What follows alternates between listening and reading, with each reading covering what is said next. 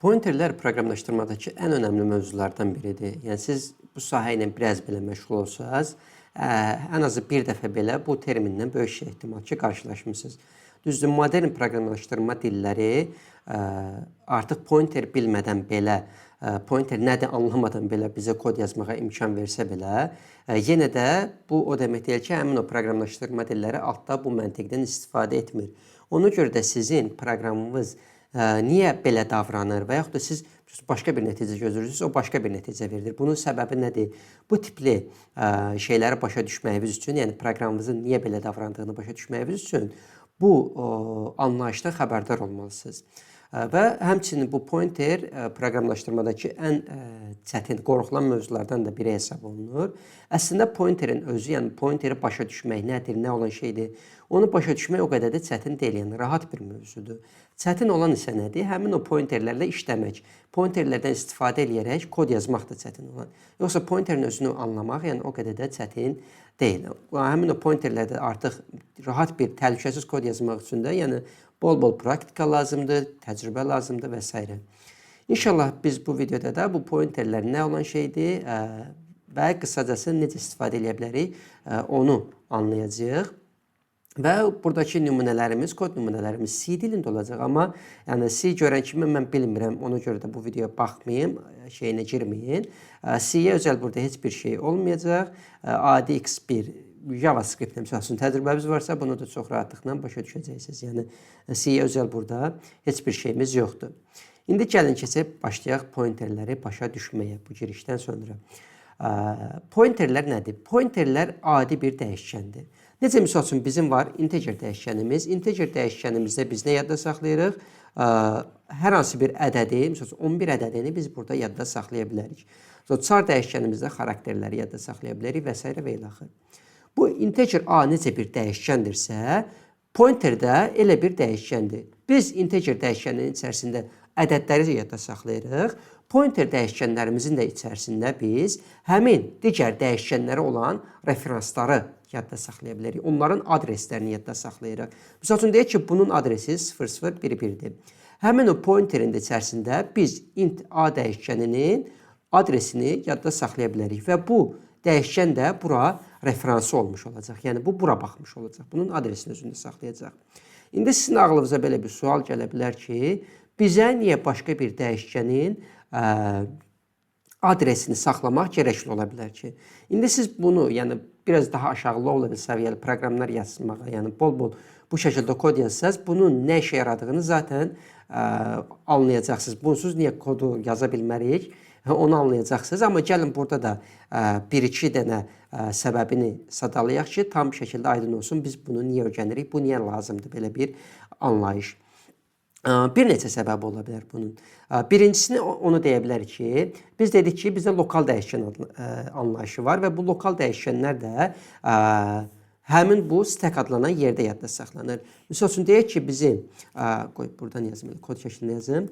Belə bir int A dəyişkənimiz var. Bu 11 ədədini özündə yadda saxlayır və bizim də belə bir increment funksiyamız var. Bu da int A parametrini qəbul edir və bu A-nın üzərində əməliyyat keçirir.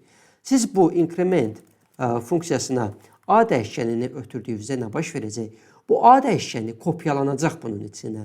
Yəni burada gördüyünüz int A ilə burada gördüyünüz int A bir-birindən tamamilə fərqlidir. Adları eyni olsa da bunlar bir-birindən tamamilə fərqlidir. Ona görə də bu tipli funksiyanı çağırmaq adlanır call by value. Siz bunu intervyunun da məşhur sualıdır. Yəni böyük ehtimal intervyuya girmişsə bu sualı sizə veriblər.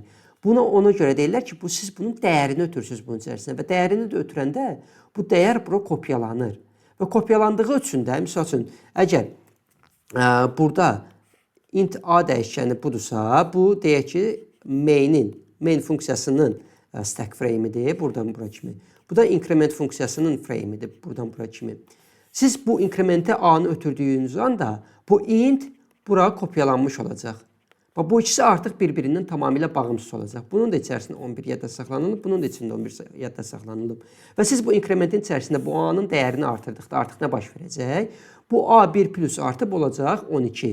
Və artıq increment öz işini bitirdikdən sonra da Bu stack bilmirsiniz stack nə olan şeydir. Bir öncəki stack videosunda başa düşün. Baxın ki, bunu başa düşəsiniz. Və increment funksiyası öz işini bitirdikdən sonra nə baş verəcək? Buradakı həmin o increment funksiyasının stack frame'i buradan silinəcək və onun lokal dəyişənləri də RAM-dan silinəcək və təkcə qalacaq bu. Və artıq biz bura gəlib çıxanda da görürük ki, bu integer A-nın dəyişəni olduğu kimi 11 olaraq qalıb. Ona görə də buradakı dəyişikliklər buna təsir etməyib. Səbəb budur. Siz bunu indi nə edə bilərsiniz? Sizə lazımdır ki, bu increment bu A-nın dəyərini dəyişdirsin. Siz bunun üçün nə edə bilərsiniz? Bura şey ötürməyərsiniz, call by value ilə eləməzsiniz də bu increment funksiyasının içərisinə bunun referansını ötürərsiniz. Misal üçün, bura ötürərsiniz, indi bunu silin, burada yazım. P referansını, buranın adresi deyək ki 0011-dir və siz bunun A dəyişəninin adresini ötürərsiniz. Bu A P pointerdə bura baxdığı üçün bu A-nın içərisində siz plus etdiyiniz zaman nə baş verəcək? Bu A dəyişəni gedəcək, bu adresə baxacaq. Bu adresdə hansı dəyəri var? 11 dəyişəni dəyəri. 11 dəyərini götürəcək və onu bir-bir artıraraq bunu eləyəcək 12. Və daha sonra increment öz işini bitirdikdən sonra da siz gəlib bura düşəndə bu olmuş olacaq dəyəri 12. Çünki əməliyyatınız referansla baş verib. Siz referansını ötürmüsünüz bu A dəyişəninin və həmin o dəyişən üzərində də, yəni bu increment funksiyası içərisindəki referans üzərində də əməliyyat eləyəndə o gedir haranın referansıdır, onu tapır və onun üzərində dəyişikliyini eləyir. Bu da adlanır call by reference. Yəni siz bir funksiyanı call eləyəndə, çağıranda ona ötürdüyünüz parametrləri dəyərini ötürmüsünüz, referansını ötürürsünüz. Və onun içərisində də o referansda iş gördüyünüz üçün də referanslara baxırsa etdiyiniz dəyişikliklər orada öz əksini tapır. Bir istifadə yeri budur. Başqa bir nə istifadə yeri ola bilər? Başqa istifadə yeri də ola bilər ki, dedi ki, bu A-nı bura ötürəndə kopyalanır bu. Sizdə heç deyək ki, bu funksiyanın içərisində dəyişiklik etmək istəmirsiniz. Amma yenə də deyək ki, sizin burada var, neçə deyək, misal üçün 1000 elementli bir dənə array'iniz var. Int array 1000 elementli bir array'iniz var. Siz bunu hər dəfə incrementə ötürdüyünüz zaman nə baş verəcək? Bu 1000 burada 4 baytı 4000 baytlıq bir yaddaşda yer tutur da, düz deyilmi? Hər dəfə siz bunu funksiyaya ötürdüyünüzdə, əgər bu kopyalansa, bu ekstra bir yer israfına səbəb olacaq. Bu dəfə 4000-dir, bir dəfə də ötürdü 8000 oldu, sonra oldu nə bilim 12000, 16000, bu şəkildə arta gedəcək. Amma bu yer israfıdır. Sizin bunu kopyalamağınıza hər zaman ehtiyacınız olmaya bilər. Çox vaxt ehtiyacınız olmur. Olan da ola bilər, amma olmur deyək də biz.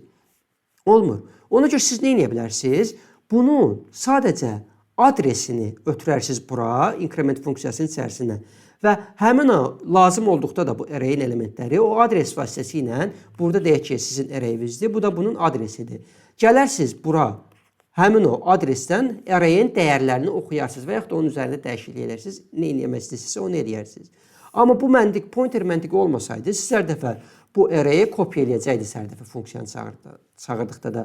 Bu da hər dəfə yaddaşda həm yer tutur, həm də ki, bu kopyalandığı üçün sürət olaraq da sizin proqramınıza təsir edir. Bir səbəb də bunu deyə bilərik, başqa səbəblə deyə bilərik. İndi biz HIP keçməmişik, düzdür, amma HIP növbəti videoda inşallah keçəndə daha yaxşı başa düşəcəksiniz. HIP nədir? HIP elə bil ki, dedi ki, stəkin ölçüsü kiçik olur da, 4 MB, 8 MB.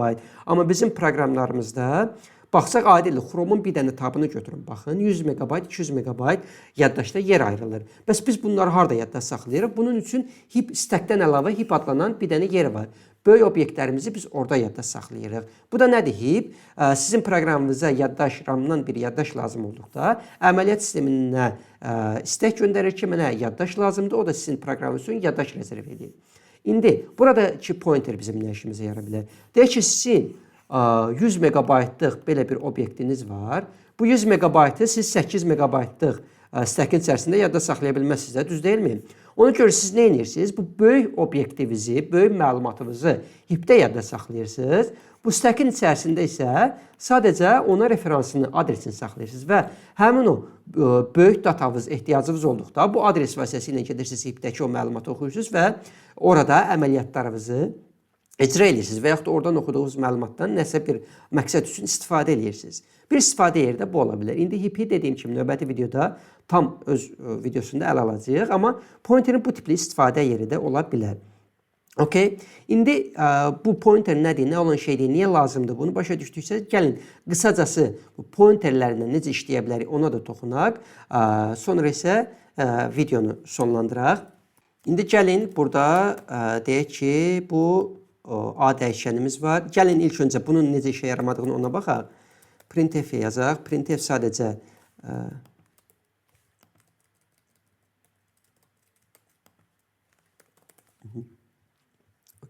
İndi gəlin bu baxaq görək bu pointerlərdən necə istifadə edə bilərik həmin kodumuzda. İlk öncə gəlin yazdıraq bunu ekrana. Printf eləyək. Məsələn, increment funksiyası bunun niyə işə yaramadığını, yəni call by value eləyəndə bu etdiyimiz dəyişikliyin bura təsir etmədiyini gözümüzlə görək. Increment funksiyası içərisində A-nın dəyəri var. A-nın dəyərini də bu format specifier'dır. Bunu yəqin ki, başqa proqramlaşdırma dillərində də görmüsünüz. Bu increment funksiyasının içərisindəki dəyəridir. Bu isə main funksiyası içərisindəki A-nın dəyəridir. Bunun adı da səhvdir. Okay, gəlin indi bunu ekrana yazdıraq biz. Main.c bunu compile eləyək. Nədir? Array ötürürük biz bura. Okay. Gördüyünüz kimi bu increment funksiyası içərisindəki A-nın dəyəri 12-dir. Main funksiyasının içərisindəki A-nın dəyəri isə 11-dir. Çünki bu call by value-dur. İndi gəlin bu A dəyişənin adresini götürək. Bir dəyişənin adresini götürmək üçün biz bu ampersand adlı işarədən istifadə edirik. A-nın qarşısına bunu qoyuruq və bu adresini götürmüş oluruq. İndi bu adresində gəlin bir dənə pointer dəyişəni yaradaq. Pointer dəyişəni yadda saxlamaq üçün də bu ulduz işarəsi qoymalıyıq. Ulduz P adını siz nə istəyirsiniz qoya bilərsiniz. Bunu bu şəkildə də yaza bilərsiniz, belə də yaza bilərsiniz. Sizə necə rahatdırsa. Bunu bu şəkildə qoyuruq və həmin bu pointer dəyişəni demiş oluruq ki, bu integer pointeridir və digər integer dəyişəninin adresini özündə saxlayacaq bu ulduzu qoymaqdan onu deyirik. Və gəlin indi A-nın da adresini bunun içərisində yadda saxlayaq və artıq A-nı ötürməyək bura, P-ni ötürək. P-ni ötürəndə burada da həmçinin deyirik ki, bu pointer qəbul edəcək və pointerdəki hara referans eləyir, onun məlumatını da götürmək üçün biz qabağına bu şəkildə ulduz qoymağımız kifayət edir. Və bu şəkildə də artıq P hara baxırsa, o baxdığı adresdəki dəyəri gedib götürür. Baxdıqdakı adres dəyəri nədir? 11-dir. Gedib onu götürəcək və plus onun üzərində 1 artıracaq bir artıracaq. Okeymi? İndi dəyişiklikdən sonra gəlin bunu da yazdıraq ekrana. Dəyərini P-ni bu şəkildə ekrana yazdıraq. Həmçinin burada da gəlin o A-nı yazdıraq daha doğrusu. Burada da A-nı yazdıraq. Görək ki, burada A-nın dəyəri artıq dəyişəcək. Okeymi? Main. Gördüyünüz kimi həm increment içərisində artıb, həm də ki A-nın içərisində artıq 11 idi, artıb olub 12. Çünki biz bunun referansını ötürdük və referansı üzərindəki dəyişiklik elədik. Bu da gələcək, bu A-nın dəyişkəninin dəyərini götürəcək 11-i və onu 1 plus artırmış olacaq. İndi sizin ağlınıza bir dənə də şey gələ bilər ki, bəs mən bu pointeri yaradıramsa, bu pointerin adres saxlayır da sadəcə özündə. Mən buna niyə data tip verməliyəm? Bu integer pointeridir, char pointeridir və yaxud da nə pointeridir? Bunu niyə eləməliyəm? Bunun da səbəbi odur ki, bu pointer bir adres yadda saxlayır özündə. Amma siz bu həmçinin burada gördüyünüz kimi bu adresdəki saxlanılan məlumatı da gəlib oxumağa ehtiyacınız var.